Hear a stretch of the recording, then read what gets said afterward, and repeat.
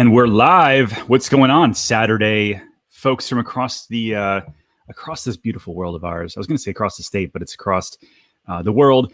We start every week off as people start kind of coming in here, starting off asking, where are you guys from in the world? Where are you watching from today? That's always exciting for me to see. I know I get a lot of people from all across the country that are interested in Orlando for whether it's real estate, whether it's theme parks, whether it's just what the heck you guys doing over there in Florida. For one reason or the other, you guys come hang out on Saturday. And so I so appreciate that, whether you're watching live or you're watching in a replay. I do appreciate it. But make sure you drop down below where you guys watching from. Platinum's watching from Winter Garden, right down the street. What's going on, Josh? This is the week, man. Welcome. Huge opportunity going on and things changing in Orlando. Today, we're going to dive right into it.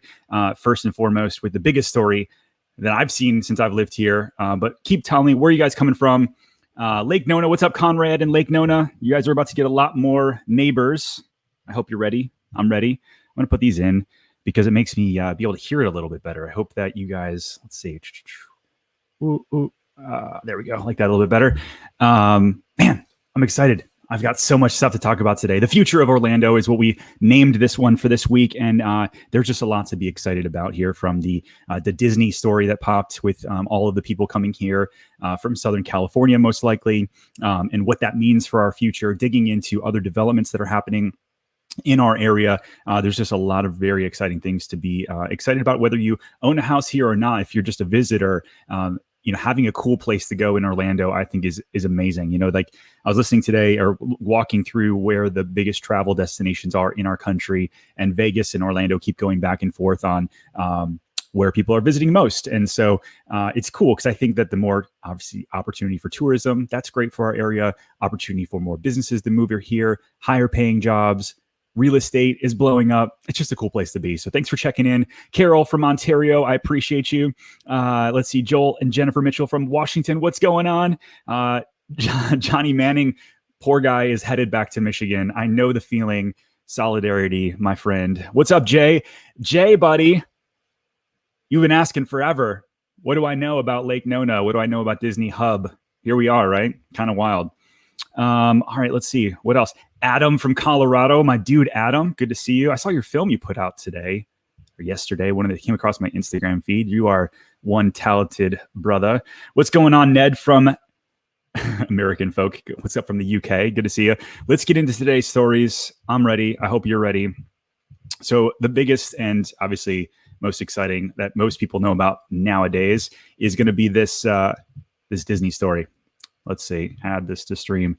So that's obviously not Disney, but if you guys haven't heard yet, Disney is going to be bringing 2,000 jobs to the Lake Nona area. And why is that important? Why is that a big deal? Well, one, they're bringing them from Southern California. B, that means actually, I've talked to a lot of different people from Southern California that have said, hey, listen, they're actually going to let us keep our jobs salary. They're not going to deduct us for moving to Florida. So not only are we going to get a tax increase because now we don't have to pay the state taxes of California, but we get to keep those high paying jobs. Bringing those jobs to the area in Lake Nona, I think will be great for a lot of reasons, because, you look at rising wages is going to make things more competitive, which will make Orlando become, job prices, wages go up, all that stuff I think is massive. Props to Tavistock, by the way, for landing basically another campus for Disney here in Orlando. It makes sense, right? So much of what their theme park operations are here.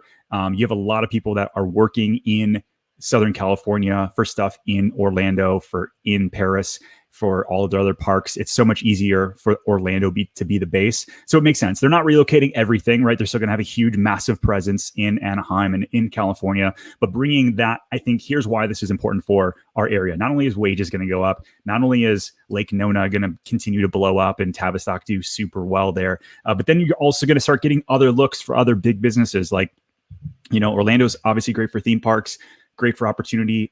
I would think easier to attract people to move to a warmer climate with a great tax climate with a lot of things to do. And so I think that for me, I think that this will be a catalyst for adding more businesses, adding more jobs, and continuing the cool cycle that we're seeing already going on in Orlando. But here's an interesting thing. So I started really digging into a lot of these guys here. Let's see, go back to this view. And so 2,000 jobs with $120,000 in average salaries. I did a a video this week on average salaries and average things that people can buy in Orlando. And really the average wage here in Orlando is about $41,000.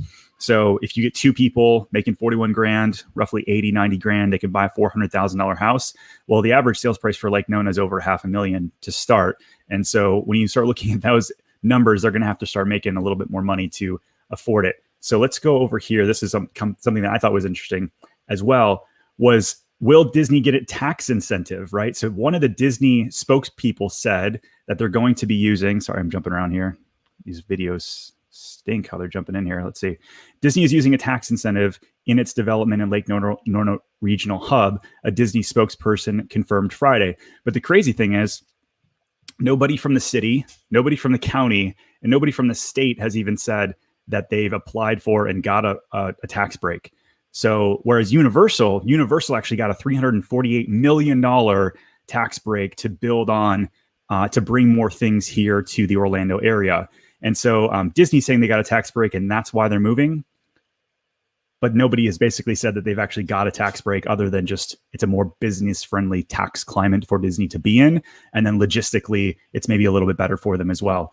It'll be interesting to see how all that plays out. Obviously, taxpayer-funded growth for businesses, whether you like that or not, it's just kind of part of a lot of the growth that we're seeing across the country, why Amazon chose where they chose. I don't know. What do you guys think down in the comments below? Let me know what you guys think about that. Regardless, I think it's going to be a massive, cool thing. All right, let's see what you guys got going on. David Druitt from England. Good to see you, friend. Adam said, you came for Ken's knowledge, stayed for my perfectly sculpted hair. That's just, it just happened. It's kind of long today. I got it trimmed up because I was late for my barber. And he said, I don't have time for you, but I can trim up the side so it's not so puffy. I said, I'll take it. I'll do whatever I can. What's up, Premium Sneakers? Good to see you. Jeremiah, good to see you, my friend. Yeah, Jay, that's interesting. So Jay mentions, why do I think Josh mentioned Florida is business friendly? Is that just a shot at Cali? I think so. I mean, we have no state income tax. We have no business tax, right? So if you look at that, just from that perspective alone, I think it would be easier. I don't know. We'll see. I really don't know. There's a lot of people, a lot of businesses moving out of California, moving to Texas, moving to Florida. I know Miami is blowing up for so many reasons. So many from businesses from New York relocating, or at least creating a regional hub in the Miami area. I was hoping that we'd see more of that in Orlando, because if you think about it from a perspective of Orlando's, the spoke of the wheel, or the hub of the wheel, if you will, in Florida, and so we're insulated from hurricanes more than Miami, more than Tampa, more than Jacksonville. I don't know. I would think that more people would come here, to be quite honest with you. So I think that it'll be a catalyst for a lot of other people. But let's see. The great COVID migration continues. Man, it's a wild thing, that's for sure. Lewis says we're more open for new businesses. Lake Nona looking good with Disney. Yeah, I agree. Ken may have perfectly sculpted hair, but does he have coffee? Of course I have coffee. It's Saturday and it's live time. Of course I've got coffee. It's good stuff. All right, so let's get into a few other things that I saw. I thought you guys would be interested in hearing about. I was interested in seeing. Here's that article, by the way, from the Orlando Sentinel. This was actually a couple of years ago. Universal seeking $350 million corporate tax breaks. And I believe they ended up getting $348 million, something like that. So kind of wild. So what else is important for Orlando? Like, what else do we have going on? I think, you start thinking about Disney. They're bringing jobs here. Great. They're expanding their parks. Great.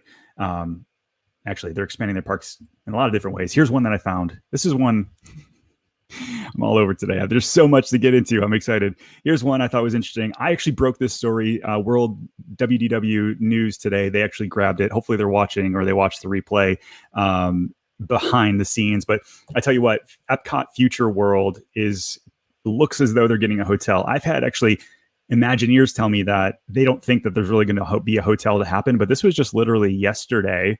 It just moved on to the next phase from pre-design to design. And you look and it says plan construction, schedules of scope to work to be announced, but it's going to be a swimming pool, miscellaneous recreation, hotel, motel. Essentially, that's how it's dubbed. But location area, Epcot entrance area, construction, new hotel near the Epcot main entrance. So if they're in the design phase, going to bid, you'd think that would mean that a hotel is coming to Epcot. I don't see how that wouldn't mean that, but I know they're super secretive as well. And this first started back in August of 2018 and kind of died through COVID. And then now I believe it's being resurrected. So that's what they're saying. This comes from the permitting departments. So we shall see. We shall see. What do you guys think about that? Oh, let me ask you this. If you do come to Orlando, you don't live here maybe just yet, where's your favorite place to stay? Like on parks, off property, Airbnb, your friend Jay's house out in Claremont? Let me know down below. I am curious because I'm obviously biased to staying on property. You don't have to rent a car. There's so many cool things about it. But Airbnbs, the crazy thing, I've talked to so many of my Airbnb clients that own Airbnbs. I've talked to our short-term rental friends who run hundreds and hundreds of Airbnbs for a living. They're saying that they've never seen, after doing this for 10, 15, 20 years, they've never seen as many Airbnb bookings and increase in revenue and pricing overall than they've seen this year. That's exciting, right? But where do you guys like to stay when you're in town? I'm curious.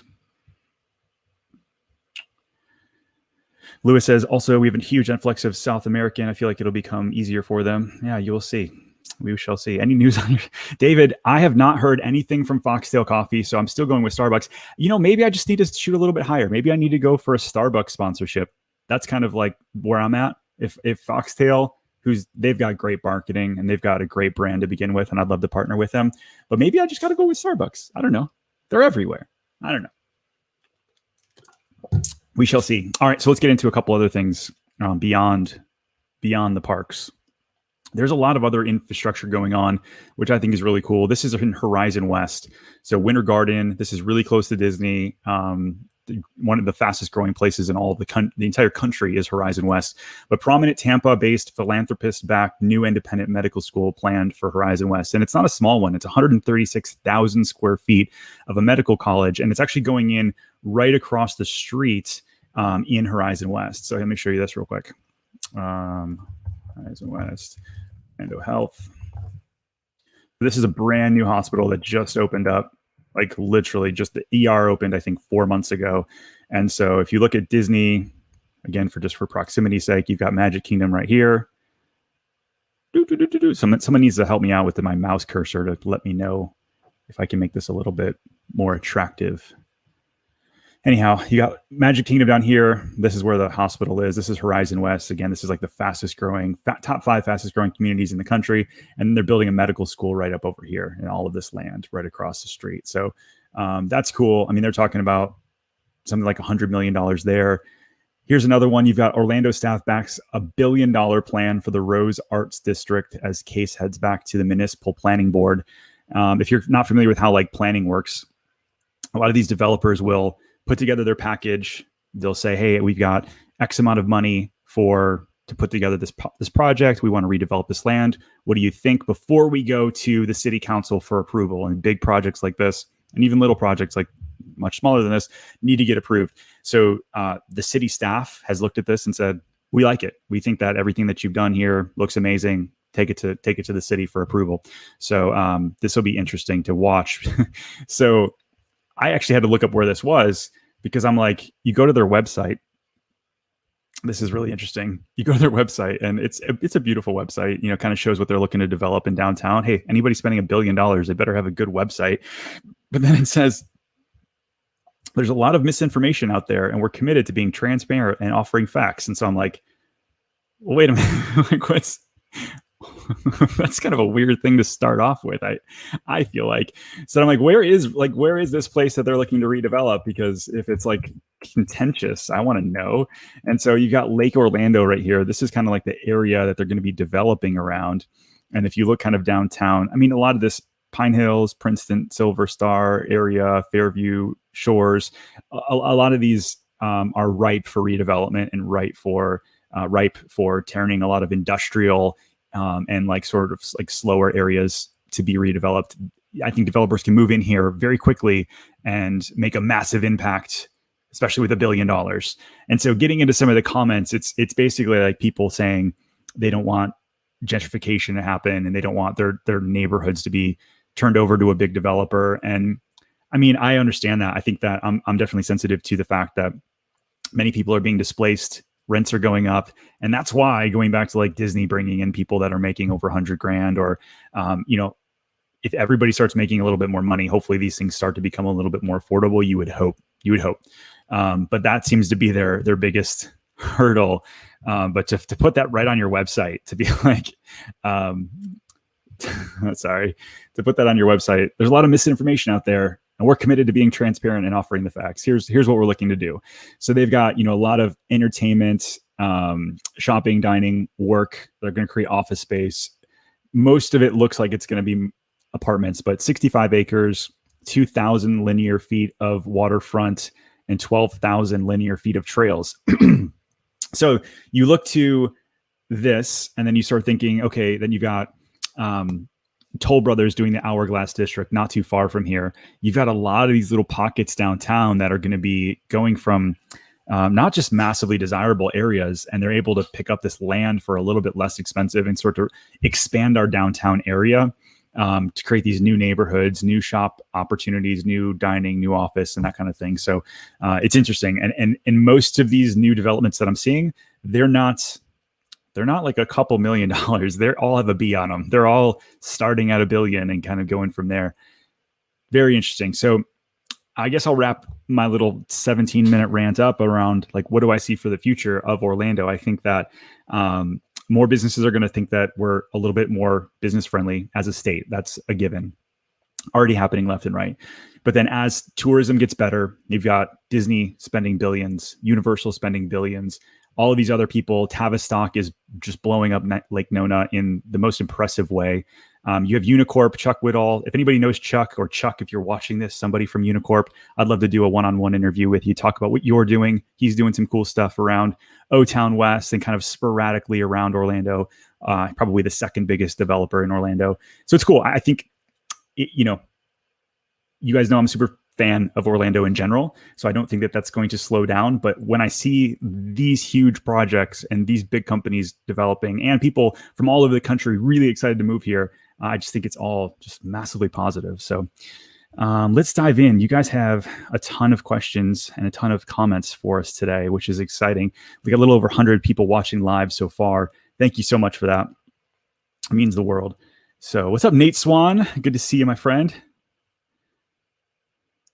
So Sierra asks, here we go. Let's get into some questions, and I'll wrap up with a couple other stories that I found. So where is the nicest areas to buy a single family home on a budget of $350,000? So I think that your townhouse, if you're willing to go single family home, if you're willing to go townhouse where you're not a condo, you don't have anybody above you or below you, but you do have, let's see, where on the sides of you. You've got a great budget for all of the more popular areas in the 300s. If you're like, hey, I need a single family detached home and that or nothing, Claremont's great. Oviedo is still great. You could still get something in the 300s, although that's starting to get a little bit more pricey. Hunters Creek is a great area. Single families. Where else? Davenport, Claremont, Hunters Creek, Oviedo. That's where I would start. Those guys right there. And then really the farther out you get, you can go, into Lake County. I say this every week. Lake County is kind of like the great unknown, because there's so much land and so many people are pushing out there. So you have like Groveland, Mineola. You can still get into like Mount Dora in the 300s. So there's a lot of stuff in Lake County. If you haven't checked into, let me know. Feel free to email me. I'll have my Lake County specialist reach out to you, and she'll kind of give you all the breakdowns. But yeah, those are the main areas. So I think you start with what's important to you: proximity to the parks or proximity to where you're going to work, and then we can help you narrow down on what that $350,000 budget's going to get you. Eric, hopefully you don't mind me telling people you came from Texas. I'm curious what you think. Being in Orlando or being in Florida over Texas, very similar climates, I think. I was in Austin a couple weeks ago. Dude, it was so hot. Hotter than, people are like, Orlando's humid. Austin knocked me on my backside.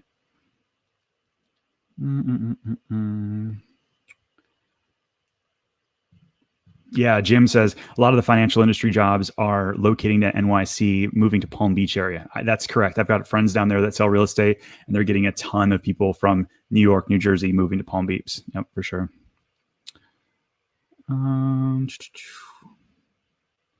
Ned Kelly, explain Freedom Day in the UK to me. What does this mean?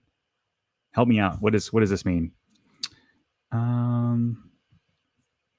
Let's keep going here. John, you like Animal Kingdom Lodge or Bay Lake Tower? I love Bay Lake Tower. That is a fantastic. I mean, the views obviously are fantastic. Have you seen if you haven't seen the new contemporary designs? Oh, let's jump on that real quick. The new contemporary designs for.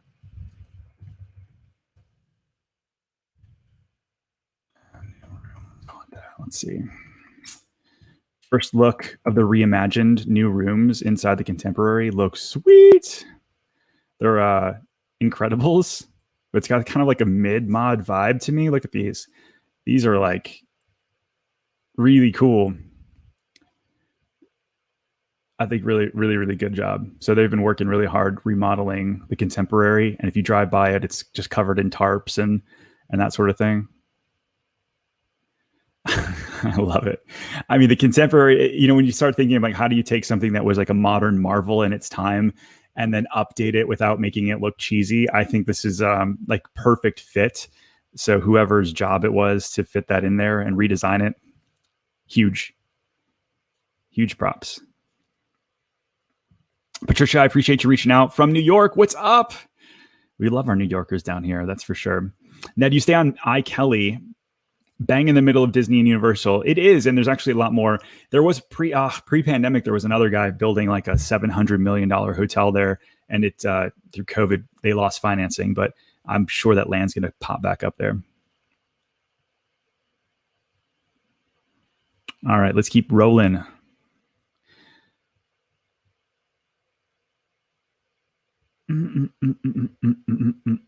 Yeah, so Nate, you said, have you heard about Disney taking back the restaurant area across from Vineland Road from Disney Springs entrance? Yeah, so yes. And so you've got a couple things going on there. One, they have eminent domain with the state of Florida actually going on. So you've got a lot of that.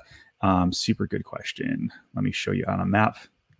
Hope you guys, this map thing is helpful for you because I enjoy doing it. So if it's not, just let me know. I'll stop doing it. But let's see. Vineland, Disney Springs. All right, so we've got, all right, am I in the right area? Winter Garden Vineland? Yeah, okay.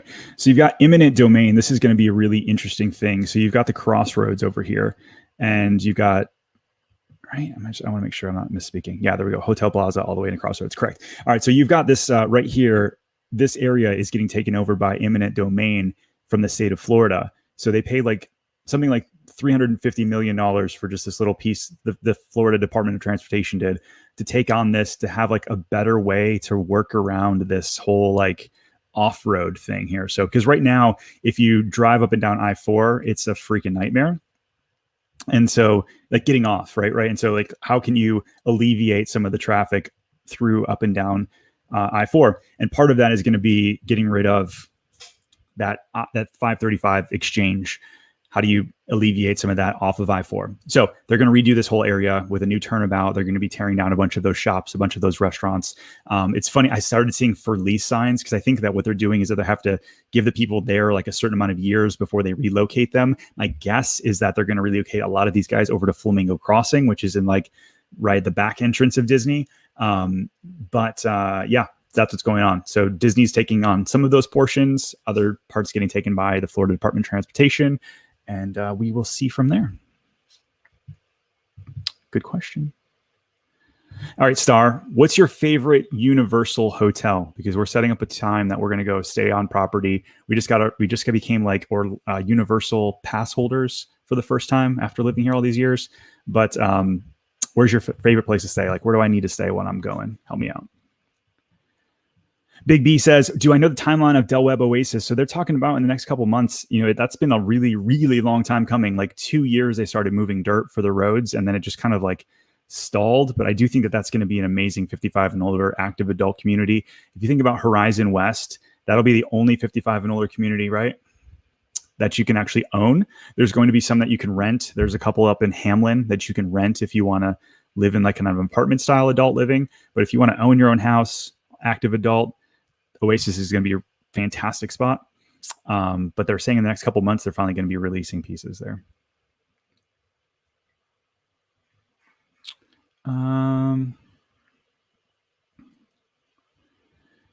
No one cares about Wadeview Park. I care about Wadeview Park. I think that's an amazing little spot, little area. I think that they need to redevelop that for sure. It's one area at a time, you know. The big thing about Wadeview Park, there's no massive piece of land that somebody can buy and then, you know, spend a ton of money there. That's the unfortunate part.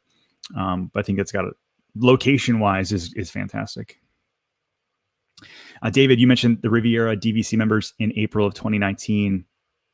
US for the preference, DVC properties. Yeah, DVC is beautiful. And the Riviera, we've stayed there before, and we go there just to grab food every once in a while because it's on the Skyliner. And it's what a cool hotel. Like the tiling that's like up and over with the enchanted, not enchanted, with Rapunzel's tower all the way up and over. It's like just stinking gorgeous.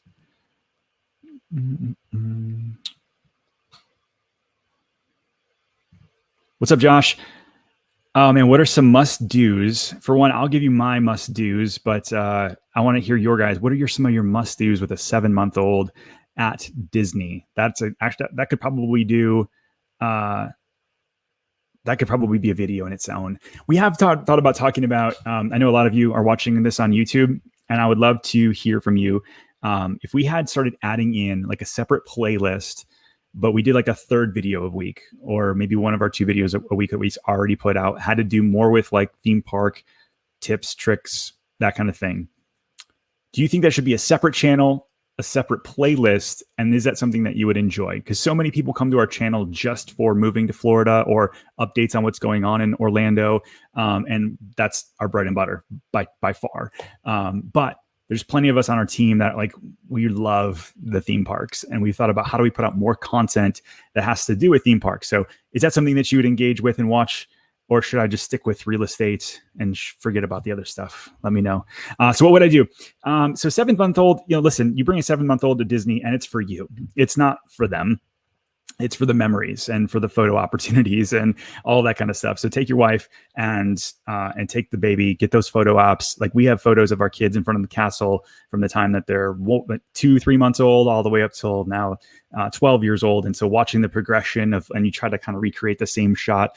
For us, that is part of the memories. And that's what so much about living in Orlando is about, is creating those memories, those lifelong memories with your family. And so I would do something that you enjoy, and that is many photo ops as you can. So that's Magic Kingdom in front of the castle.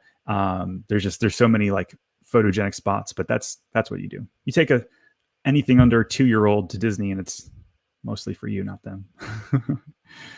Let's see. Yeah, this is a good question. Grumpy Rich. Are you grumpy and rich, or is your name Rich and you happen to be grumpy? Not sure. So are there going to be more retail big box restaurants in Groveland in the next 2 or 3 years? We were there Monday, but we didn't see much in the way of retail. That's correct. So a lot of times you're in Groveland and you're popping over to like Claremont or something like that to do your shopping. So that's a good question. A little bit niche for me to dig into while we're live, but if you want to email me or shoot me a text on Instagram, I'll dive into the permitting, because that is really important. Mineola, Groveland, that's the next frontier as Claremont gets to be built out, and some of the big box stores there need to be thinking about taking market share. But I do know like even Claremont was tough because it didn't have like readily available Publix throughout the whole place. And you start seeing now things that were old farmland or old, just empty property for land. You're seeing Publix pop up everywhere. You're starting to see a new Walmart center. I saw 5 new Walmarts coming to Orlando as I was going through permitting. I'm not a huge like Walmart guy, but apparently there's 5 new ones coming. So they're investing heavily into our growth as well. Traffic, Burek. That's a cool name. Burek. I like that. Traffic's tough, I-4, rough, but you've got so many of these places that are, 417 starting to get expanded. And I think, gosh, for those of you that live off of 417, thanking your lucky stars that they're expanding it now before the traffic got any worse. It's really not bad. I never thought 417 traffic was bad, but you start adding in all of these new houses off 417 and, Lake Nona blowing up and all this kind of stuff, and it's going to be needed. So the fact that they're investing in it now, and they're also getting ready to expand 429, I think, again, before they need to. The only time 429 ever backs up is when people are trying to get off onto I-4. But for the most part, it's like always easy going. But they're starting to expand those greatly. And then in 2 to 3 years, when like the I-4 Ultimate's finished, I think it's going to look pretty good. I think it's not going to be as bad as people think.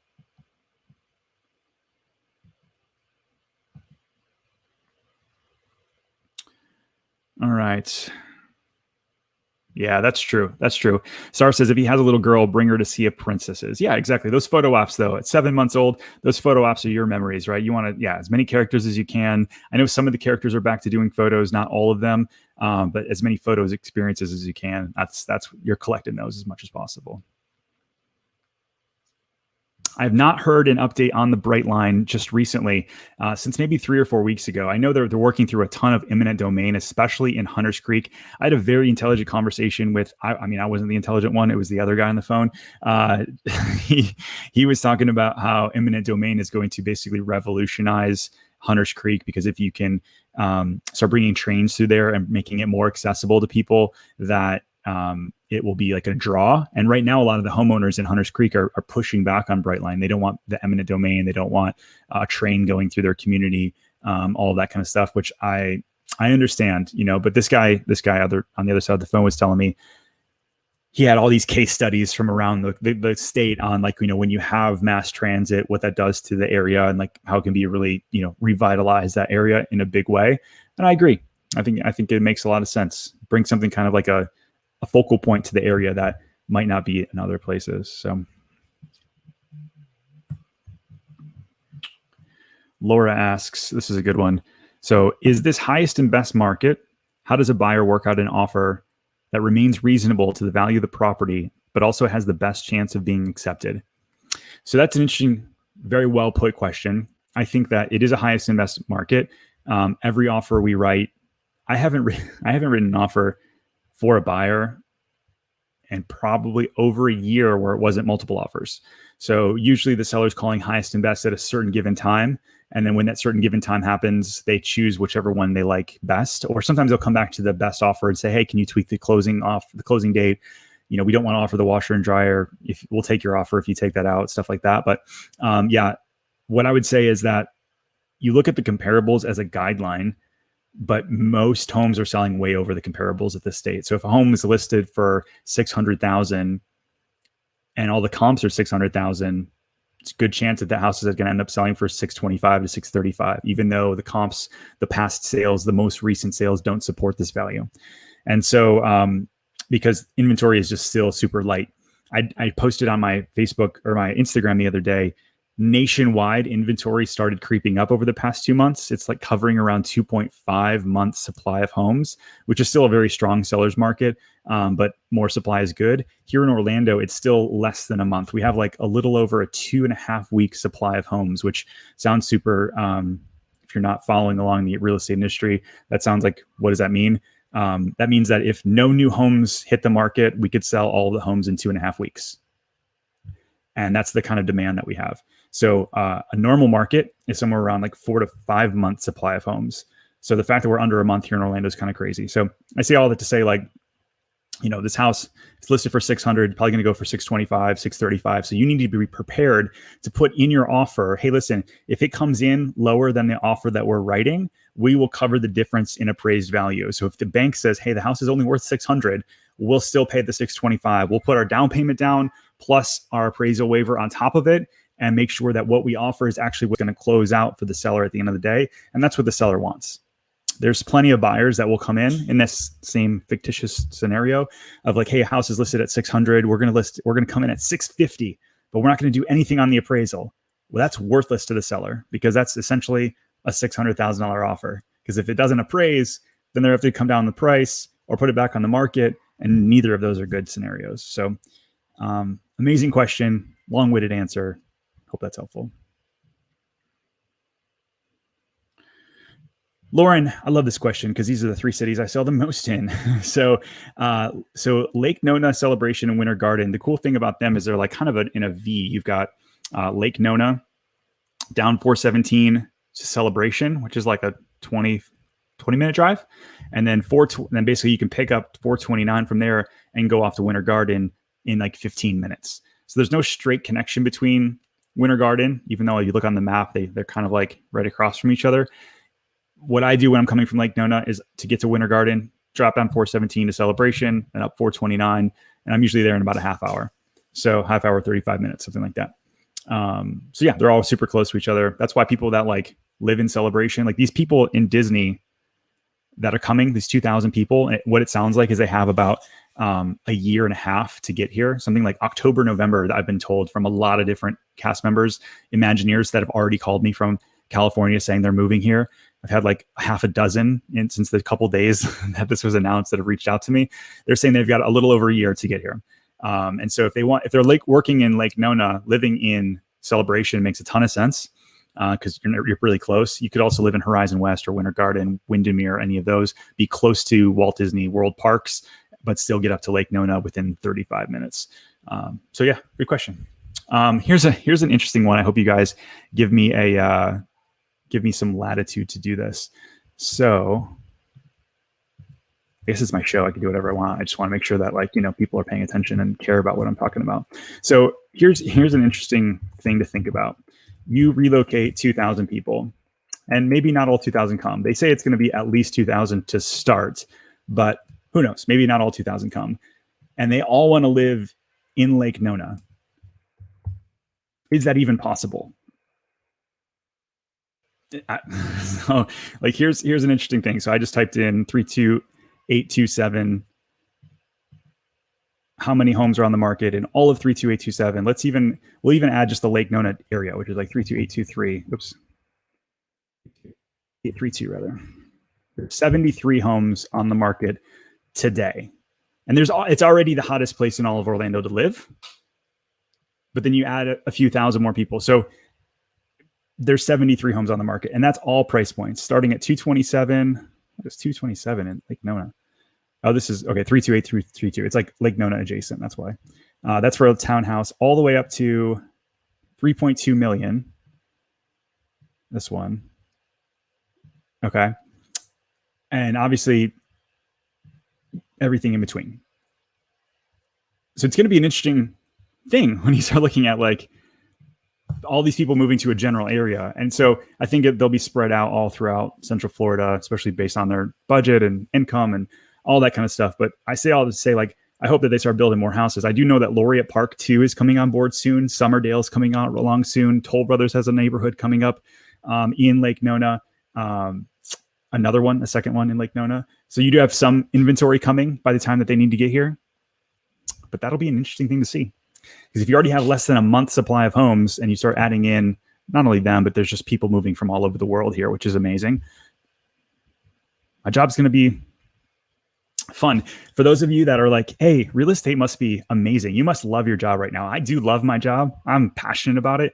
It's harder than ever. I've been doing this for almost 17 years. And today is the hardest it's ever been. Just because you start writing 4, 5, 6 offers for a buyer to get one accepted. You have to do a lot more work in order to get something accepted. So anyways, I'm behind on comments. So hold on, let me jump out here. Here's one from Fine Art Eric. Must-dos at Disney. Our son has his first haircut at Magic Kingdom. Is over by the fire station if they're still doing it. That is an amazing experience. My son was already too old, but when we moved here, that was like every time we walked by, I was like, oh man, what a cool experience. Same channel. So this goes back to the question of should we be doing Disney theme park content? Same channel, but broaden it from just the theme parks to area attractions in general. I still know so little about what's available in the area. That's a great question or great comment.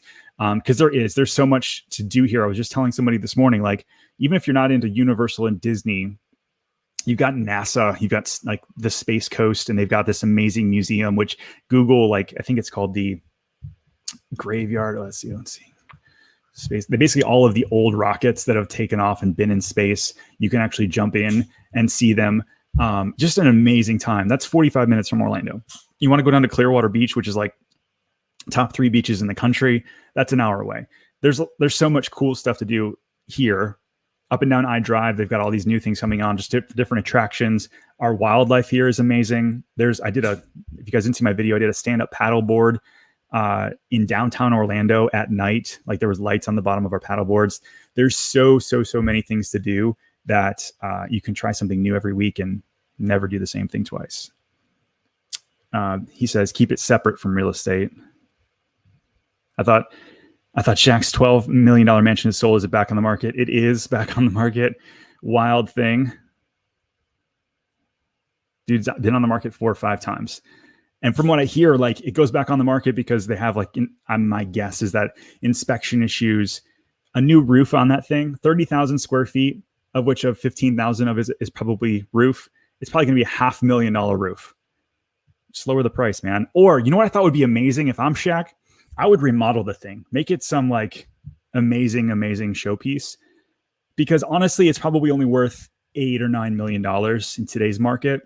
But I bet you if he had it like dialed in, he could actually sell it for significantly more. But the thing needs like easily $3 million in work. Helen says, keep it separate from the Disney theme parks. I'm very interested in the business news and real estate. Thank you. I appreciate that. Yeah, we keep going back and forth. I like these lives. I like sprinkling in the Disney stuff every once in a while. I'm a real estate agent. I'm in business. That's what I do full time. But my hobby, I do enjoy the theme park. So we'll see. So it looks like that'd be dope. Same channel, separate playlist, part of Orlando the Experience. That's why. See, this is why I keep going back and forth. I'm conflicted. NYC. What do you think about St. Cloud north of Lake Toho? So let's bring this up, buddy. So I think this is another opportunity zone, much like Claremont would be St. Cloud. There's 151 of us here live. I appreciate it. If you're not watching live, you missed it. Just kidding. Make sure you still drop your comments below. If you guys have ever dropped a comment on my channel before in the past, you know I answer relatively quickly. But here, so this is St. Cloud proper down here underneath East Toho. You specifically said north. So you've got kind of Fells Cove over here, Eagle Creek. This is all Lake Nona. Let me see if I can zoom in a little bit more. This is all Lake Nona, right? And so as this gets super expensive and you've got Summerdale going in here, Laureate Park 2 going in here, Eagle Creek's already right here. Here's an amazing thing, NYC Iron. So see this little guy right here, this little natural deal. You've got actually an off-road coming on from 417. This just got approved. It's going to come down here and connect into Narcoossee, which is going to make like this is going to be Sunbridge over here, or I guess up here. And then this begins like St. Cloud as you get down here. Right now, this is actually really tough to get to traffic wise, depending on when you hit it. If you hit like around school time getting out, or you get school time, or in the morning when school's getting dropped off, it gets to be really tough around Narcoossee. It just is. But you get that new extension come in, which should be done in the next 2 years. Add that to St. Cloud pricing being really affordable and being in really close proximity to Lake Nona and the airport. I think St. Cloud, especially in that area, is going to have a very quick glow up where, because right now you can still get homes in like the 300s. I listed a house down there 2 months ago. We had 11 offers on on the house, sold significantly over, obviously. But you can still get a nice newer house in the 300s, great proximity. You just got to put up for traffic for the next few years until that gets alleviated a little bit. Yeah, so some of my favorite memories are when my daughter met the princesses. Yeah, I agree. We still have tons of those.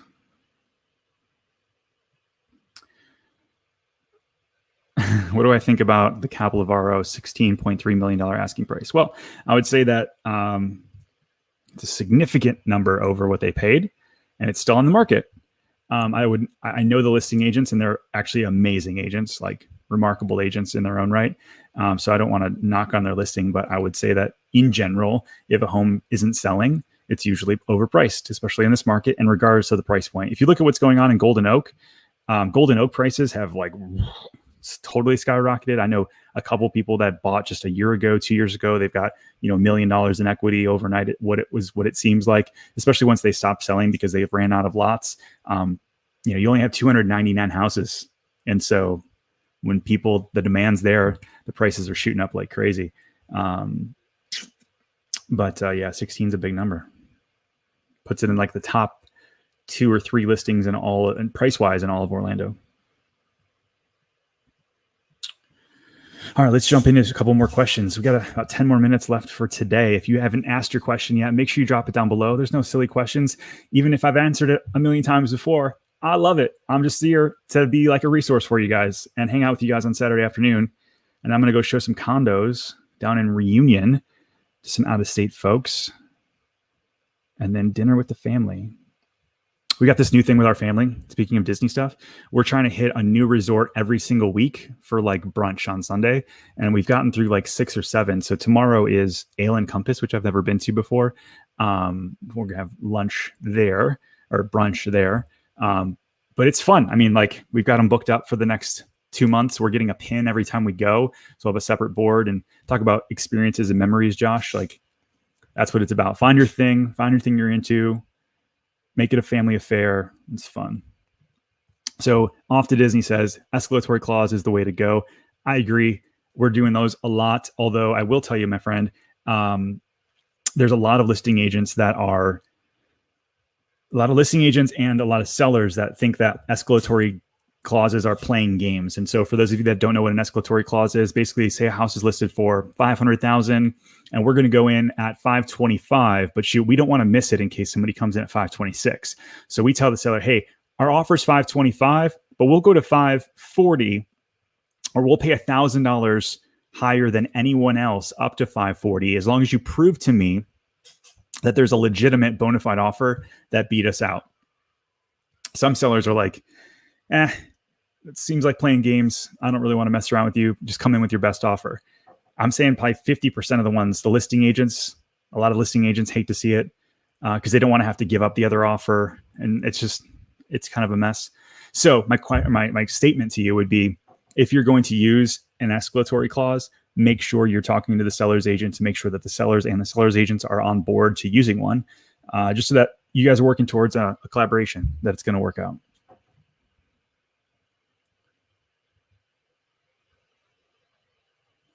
So Jay, this is an interesting question. I actually asked a lot of the Imagineers and a lot of people that had reached out to me, and I said, "So what's your general sense? Like, what are you guys seeing out there? What are you feeling?"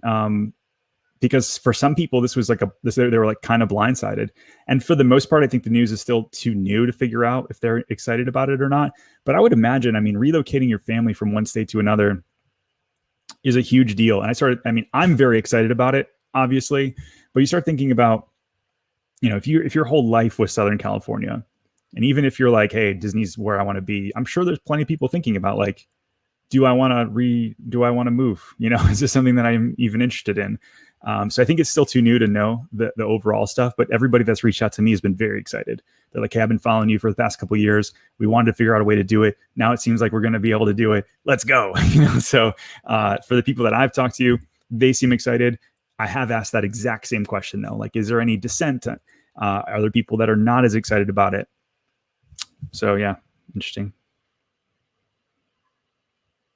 So KJ says, any new construction still available or in the works for single family as the hottest place in Orlando to live? There is, yeah. So there's Laureate Park 2. So Laureate Park's like the crown jewel of Lake Nona. It's like Tavistock's baby there. They're expanding, from what it sounds like, they're going to expand Lake Nona Country Club into some more property. So that's like their higher end stuff. I mean, the starting prices there are going to be let's see, I'm looking at the numbers right now. 1.69 is the cheapest price in there. And they're going to be doing some more lots. Prices there go up to like 4 or 5 million. But then in Laureate Park 2 is going to be, I'm guessing, starting in the low 5s up to $1 million. You've got Summerdale over there as well. That's a Dream Finders project. They're going to have, I think it's 500 or 600 homes there. So there'll be a couple thousand houses that are going to be able to be built up still in Lake Nona easily, beyond projects that I might not even know about. So.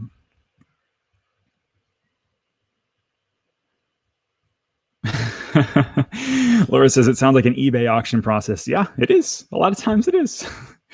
That's so funny. Let's see. Yeah, right. Instant equity overnight. We've thought a lot of time. For those of you maybe know or don't know, we are building a townhouse as an investment property in Lake Nona, and to see what the entry prices are currently. We don't even close on it until like November of this year, and we already have 60,000 in equity moving into it. And then now with this announcement, I'm guessing it'll be higher. And so my wife were like, "Do we just sell it and then?" But where do you put the money? Like, where do you go? Like, I'd love to sell my house and get something, but it's like, it's tough. I'm just going to stay put. And that's to digress even further. That's why it's hard to find great contractors right now, because so many people are like, you know what, I would love to move, but like, where do I go that's like that much better than what I already have? And so I'm just going to hunker down and remodel, add on, a bigger patio, add in a pool. And so you've got all these great contractors that are now booked up like 8-9 months in advance. And so again, I think I say this on every live. If you are in one of these northern states, West Coast states, and you want to relocate, like there's a massive need for trades here, from the new construction perspective to the remodeling perspective. I've got friends of mine that were like plumbers in New York City that have moved down, and they're just like instantly booked for 3 months. It's a very good time to be a business owner in Orlando. That's for darn sure. Nope, not allowed. Not allowed. There is a new hotel opening though, the Wave Hotel. If you haven't driven by it or you want to Google it, actually, I'm just going to do it while I'm talking about it. So the Wave Hotel, this is a wild thing. They are putting in a sushi restaurant in the bottom that people are saying is going to be like, they're trying to make it, this is what the Wave Hotel is going to look like. It's almost done. I think it's like 5 or 6 months max, and it'll be finished. Very, very cool, high styling. But anyways, they're going to put like this sushi restaurant or seafood restaurant, and they want it to like rival any in all of Florida. Like they want to make it this, that's like old school photos. Anyways, they want to make it something that's going to be remarkable. That's going to want to draw people to the area just for this restaurant alone, on top of like everything else going on in Lake Nona that's already going to draw them there anyways.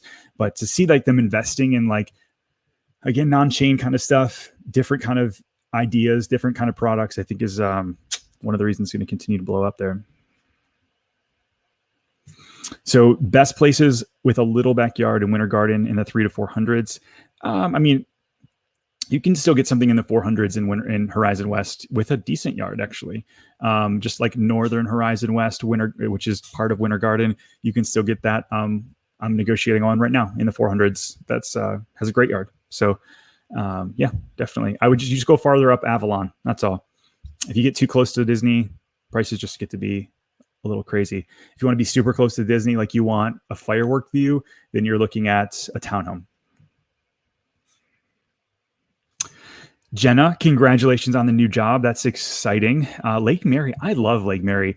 It's, to me, far from like everything I personally do, but I have an agent of mine that lives in Lake Mary and Maitland and does that whole area quite a bit. But like there's really beautiful areas of Longwood, Maitland, Lake Mary, all have really nice, you've got newer homes, older homes, remodeled places. The cool thing I like about Maitland in general is you've got some houses that are a little bit older that have been remodeled. So you couldn't find some mid-mod kind of stuff if that's what you're into. But if you're looking for just like new construction under 400, you're probably looking at a townhouse there as well. There's a lot of business stuff going on in Lake Mary. I feel like for the longest time, like Maitland, Lake Mary was like what they're actually doing in Lake Nona. But you've got a lot of like headquarters in Lake Mary and that Maitland area up I-4. But if you want to be connected with my Lake Mary specialist, reach out. My email is ken@positgroup.com, and I'll put you guys in contact with one another. So this is a good one. So why does the OC not allow short-term rentals? So why does Orange County not allow short-term rentals? So all of Orlando, the city of Orlando. So like when I say the city, like the actual zip codes that include the city of Orlando, they just want more sense of community. I think that Airbnbs are amazing, but there's a reason why. Like if your neighbor is constantly turning over every night and you've got parties at 2 a.m. in the morning, that could get annoying. And so you've got local ordinances that say, hey, listen, you can Airbnb out one, like Orlando, the city ordinances, you can Airbnb out 1/3 of your house if you're living there. So like you can Airbnb out like an apartment garage or like a bedroom in your house, but you can't do the whole house in these areas. And so I think that's the biggest thing, is just the sense of community, understanding that there's like zones that Airbnbs are allowed, so that, community. You don't have people sucking on resources that others are paying for. I guess that's probably the best way I can put it.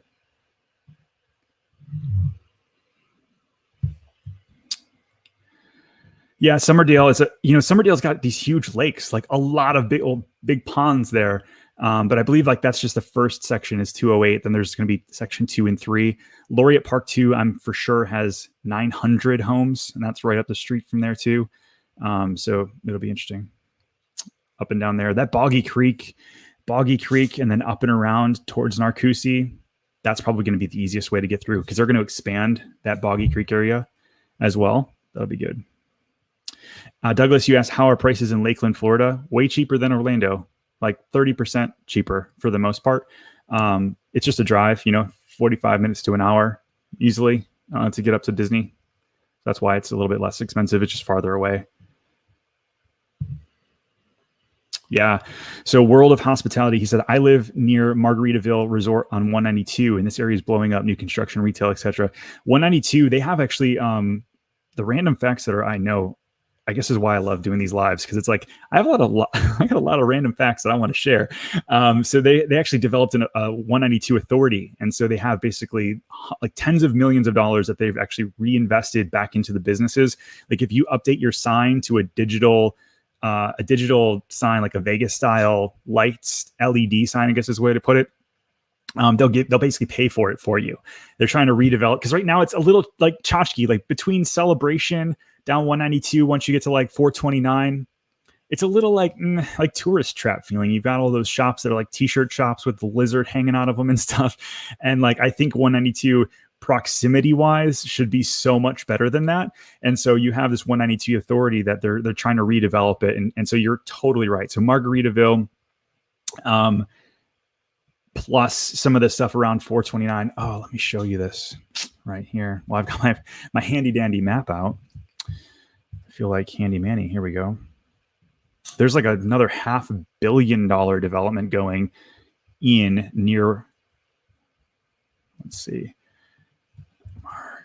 Margaritaville. There we go. Boom. I guess there's a million of them, huh? All right, so you've got 192 right here. You've got like Bay Lake. You've got Epcot back here. Animal Kingdom is right here. And then actually from Margaritaville, you can see the back end of Animal Kingdom. Well, anyways, this right here is just like Motel Row. It just needs to be revitalized. There's a ton of opportunity as a business owner, a ton of opportunity as a homeowner. If you start seeing 192 get redeveloped, probably a good opportunity to invest in. But anyways, right here, they're developing this $500 million development. There's going to be, I think, 3 or 4 hotels, Crystal Lagoon, on and on and on. That's in the works right now. They're working through permitting. That'll be interesting to see. Holy moly. There's 160 of you watching live. We've been doing this for 58 minutes. I'm probably going to keep going for a little bit longer because you guys are still engaging. And I've got nowhere to be until 3 o'clock. So I'm going to just keep chatting with you guys. Again, if you have comments, drop it down below. If you're going to check out here shortly, I don't want to miss the opportunity to thank you for tuning in with me on a Saturday afternoon. Again, it's not lost on me that you guys could be doing anything else other than watching me live, but you're here engaging. And that means the world to me. And something that I'm just passionate about is this YouTube live and helping people relocate to Orlando. It's just something that we had an opportunity to do. And so I want to share that opportunity with other people. And if I can make that easier in any way, that's what I'm here for. So let's keep going back in some more questions. So is there a casino? No, it's funny. I actually ask this often. And so, I don't think Disney's ever going to do their own casino, but I'm like, why hasn't someone else done a casino in Orlando? Like even downtown or like up in like Lake Mary area, away from the theme parks, away from like the family center. And I think that that's what it is. I think Disney Mafia would probably be super upset if there's a casino in like the most family friendly town in the country. And so, that's their brand. Right. But like, down in Tampa, you've got the Hard Rock Hollywood whatever just opened up. So you're maybe an hour away from a casino if you're something you're really into. But I'm kind of surprised. You look at like Vegas, even Vegas is getting away from just the casinos. They want to be known as like the food and entertainment mecca. I think that we have a much more opportunity to have that here than we would have a casino, but we shall see. Hey, howdy, hey. I don't know if I've seen you on the channel before, so I'm going to click on yours and say, what's up? Golf course communities with short-term rentals besides Reunion. Champions Gate is a good one that comes to mind. Champions Gate is in Davenport. You've got a short-term rental side and a long-term side. It's a public course. They take, I think, good care of it.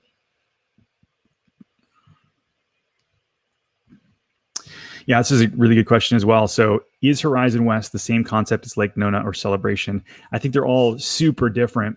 Lake Nona, Horizon West is really just like Horizon West is a bedroom community with some commercial.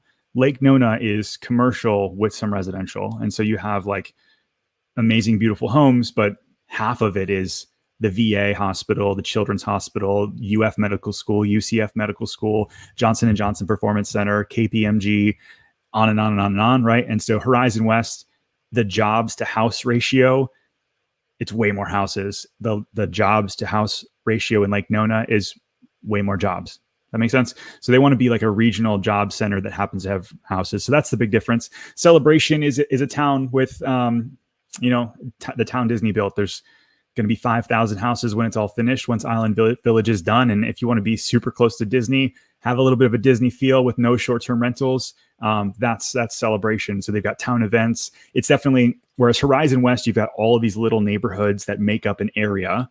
Celebration is a town, and so they have like town events, town hall, one HOA, and so that's the big difference between Celebration, Horizon West, and Lake Nona. Drink my coffee. What's up, Carlos? Carlos Miranda, good to see you, friend. Hope you're doing well. I agree. 192. 192. Running Jules, what's up? Are there other areas that have a similar feel to Oakland Park? So I always say Oakland Park is very similar to Celebration, and it's very similar to Baldwin Park. So if you want to be close to downtown, close to Winter Park, Baldwin Park's a great opportunity there. You have a lot of the same builders in Celebration and in Baldwin Park that also have built in Oakland Park. So it just depends on what side of town you want to live on. But yeah, I love Oakland Park. We've got a couple clients that are working in building houses in there right now. But yeah, if you want that similar kind of style, more traditional farmhouse, craftsman, Baldwin Park and Celebration, or you want to check out. Someone asked me about a real estate agent question. Here we go. Pat, I'm a newly licensed agent. Being that the market in Orlando has been crazy, are expired listings even a thing? Best recommendation on start to find clients. So for those of you who don't know, an expired listing is where you list a house for sale and it doesn't sell. And it just basically means your contract with your agent expired. And when I got first in the business, I had no clients when I lived in Michigan. And so I would like literally call people, hey, I noticed it didn't work out with this agent. Are you still thinking about selling? I'd love to interview for the job of selling your house. And so it's kind of a traditional thing where new agents call expired listings. We don't have many of them here because everything is selling. And if it's not selling, it's usually overpriced or the condition is terrible.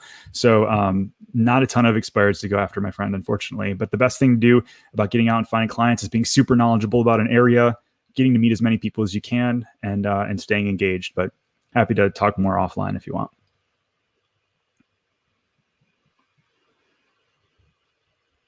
Thank you, Henrik. Good to see you, my friend. Alex, there's another new agent here. Your tip on new agents, real estate's a contact sport. Here's another good one for the other guy who asked, and any of you guys that every one of you know a real estate agent. I'm not the only real estate agent that you know.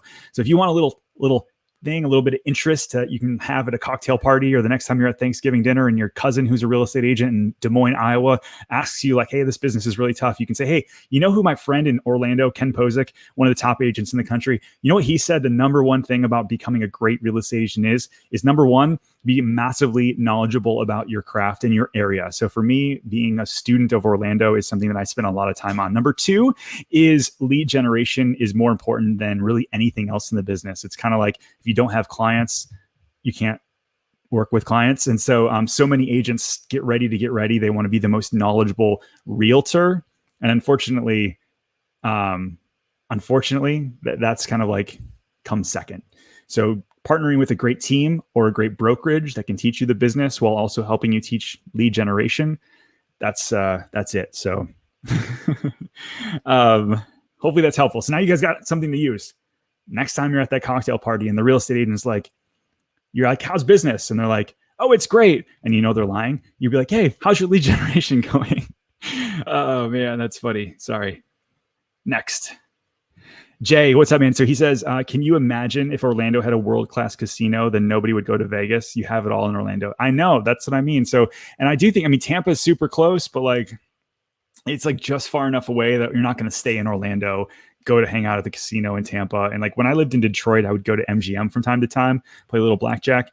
And I miss it. When I go back, I go there from time to time. But yeah, I think it's so off brand for Orlando that I think it would do well if it happened. And yet I don't think Disney and Universal would allow it. That's just my thought. I don't know. I could be wrong. So Bill says, I'm looking for a place between Lake Nona and WDW. How is that market? So finding land in Orlando is darn near impossible. Finding a half acre, but there's a place, not Split Oak Estates. It's in 32832. It's not too far from Lake Nona. It's like 2 exits up, like right off of Moss Park. Dang, shoot me an email and I can zero in on it. But all of the houses in the neighborhood have 2 to 5 acres, and they're a little pricey. They're like, they start in the 6s and go to like 2 million. But everybody, it's not like the developer just split up all of these lots, put a gate in the front, and then sold off the lots individually. And I think there's still probably 30% of the neighborhood that still needs to be built out. But I've sold a couple in there in the past, and I was just shocked to see like, oh, you can actually have land in Orlando. Go figure. But it's just so few and far between, because most of these developers, they know that people moving here are just used to not having land. And so you just don't see a ton of it. So I don't know what your budget looks like, but that's something else. Oh, here's a good question. So what about Bella Collina? I really like that area. Are there plans for expansion in that community? So yeah, man, there's not only is there expansion, we just hit 180. I think that's the most I've ever had. Ned Kelly, if you're still watching, we hit a milestone, my dude. 180. I bet you we could hit 200 if I keep going. Anyway, share this if you guys are watching and you have people that are looking to buy or sell or relocate, or they just want to come hang out on a Saturday, talk to a big nerd sitting around talking about real estate. Anyways, how's Bella Collina? There are new builders coming into Bella Collina. There's 3 new ones: Toll Brothers, Dreamfinders, and I'm blanking on the third one, but they're building like lower end products in the 600s. They're golf course frontage, like smaller lots kind of stuff. And Bella Collina is typically that 1.2 to $4 million neighborhood. So like this is a very new product, but there's still so much left in Bella Collina. So that area though, right? So outside of Montverde, there's really not a lot there yet, but that's another one where you're kind of buying ahead of the curve. You're buying Bella Collina because you love the neighborhood, you love the golf community, you love the amenities of the neighborhood, you love the social aspects, and you love that it's maybe 15 minutes from downtown Winter Garden, and you're okay with the fact that there's really no super close proximity to shopping just yet. And so that's Bella Collina. Yeah.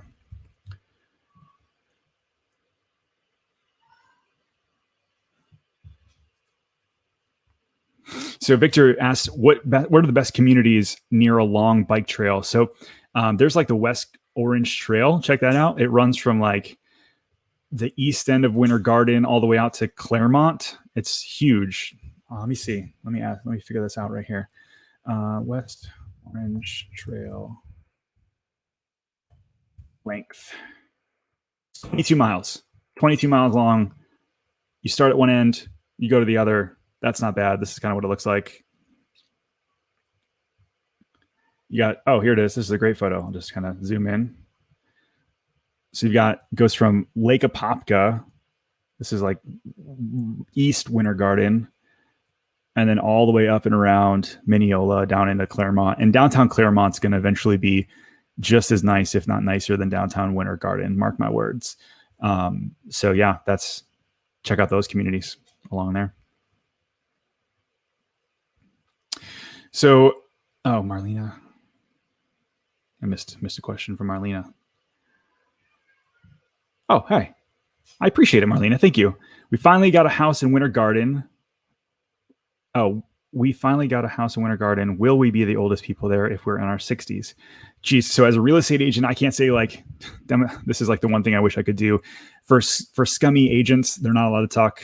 This is why there's reasons why we can't talk about schools and age and everything else, because they'll steer people the way that they shouldn't steer people. But what I'll say is that I think I live in Winter Garden, and it's very diverse. Like there's just people from all over the world, all different ages.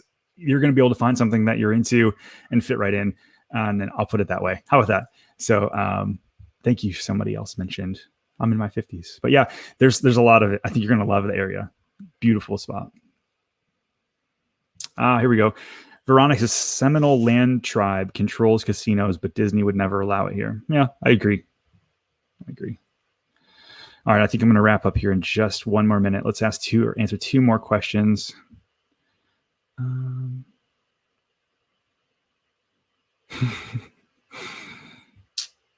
If I could only ride the rides or eat the food at Walt Disney, which would I choose? The rides for sure. There's a lot of good food here. More and more I'm finding every single day. People are sending me their like little hole in the wall spots here in Orlando, and I'm so stoked about it. You don't even know. Like I think Orlando has a really cool opportunity. There's new taco spots we found the other day. There's new little artisans popping up everywhere. People that I follow on Instagram or like Jeff's Bagel Run. I had them for this morning. I love it. There's so much. There's getting to be more and more good food. It's a problem as I'm trying to keep my girlish figure. All right. Jeremiah asks, what entertainment activities is downtown Orlando bringing? So they have like a whole new entertainment center going next to geez, am I getting this old that I can't remember? The Amway Center. So where the Magic play, next door to it is actually building a $400 million entertainment complex, which will not only be their practice facility, but bring more like concerts and different events kind of coming into the area. I think that's huge. The Dr. Performance Center is like amazing, where a lot of like, they had Hamilton there. They have a lot of like orchestra, different events like that, like more fine arts kind of stuff. Winter Park is like a very artsy place, which is just north of downtown. You've got a lot of like contemporary art shops and different things like that. So you're getting a little more culture the farther you get away from the theme parks. And I think that's a brilliant thing as well. A little bit more history, a little bit more culture is always a good thing. What's going on, my friend? Good to see you from London. Good hanging out with you. Look at this. Did he respond? Did Ned Kelly respond? Oh, here we go. I remember I was on my first live stream. You just broke 25 viewers, and we're just getting started, man. I am so excited. All the growth here. I really appreciate it. So listen, I do appreciate, again, I'm going to wrap up today. I think that's good for today. A little over an hour long that we ran. You guys are amazing. Do me a favor. If you haven't connected with me over on Instagram, I am on there every single day showing life in Orlando. Let's connect over there. I answer questions all the time. And then do me one other favor. If you've already followed me on Instagram, share our channel. We are putting a ton of effort into bringing new, fresh content that actually matters to people, that helps when people are relocating, or if you already live here, helping you find little hidden gems in our amazing city. So thank you again. I hope you have a wonderful rest of your weekend. Be well.